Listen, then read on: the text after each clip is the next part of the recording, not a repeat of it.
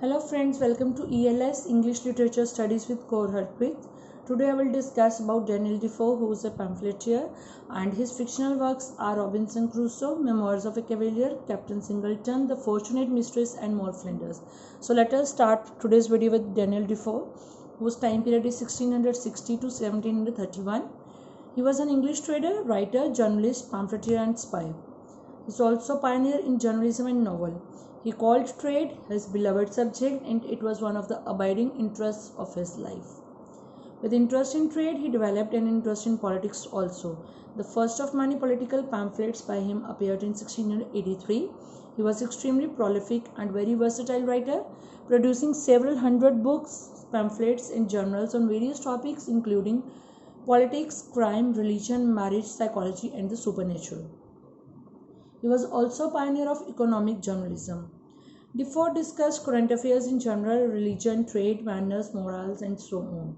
His work greatly influenced later essay periodicals, Richard Steele's The Tatler and Joseph Addison's The Spectator.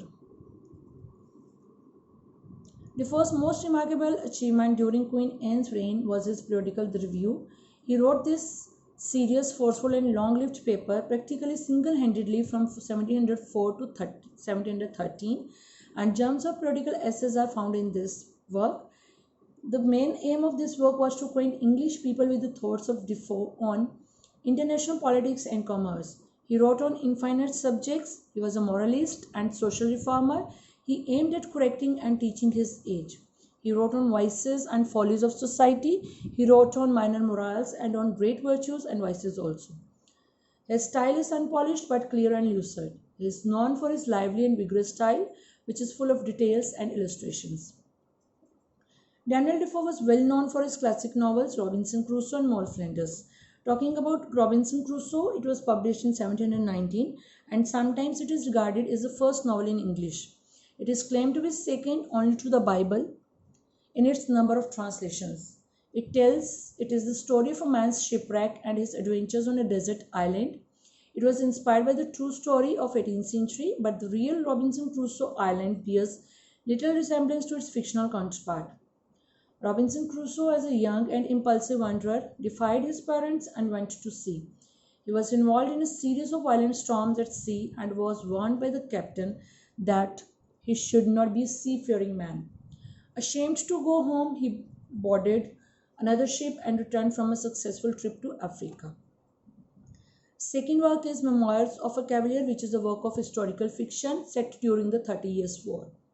Next, we have the life, adventures, and piracies of the famous Captain Singleton.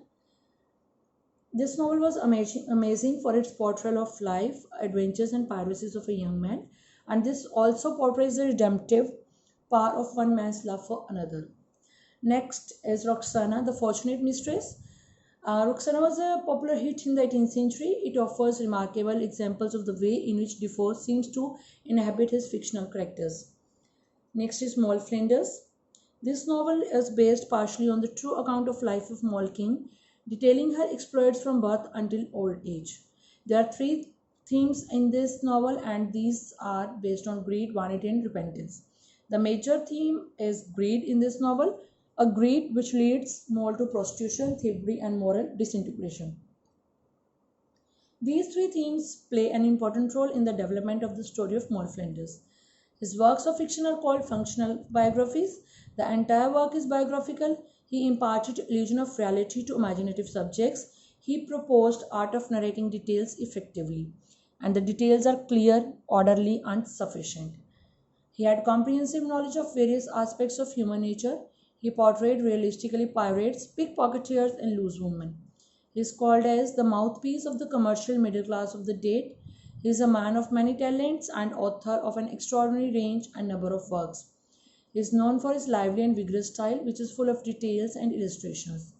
The thing that makes his writing stand out more so than others is that he was able to do this with simplicity. So friends, with this, I would like to end my today's video and I hope you will like it.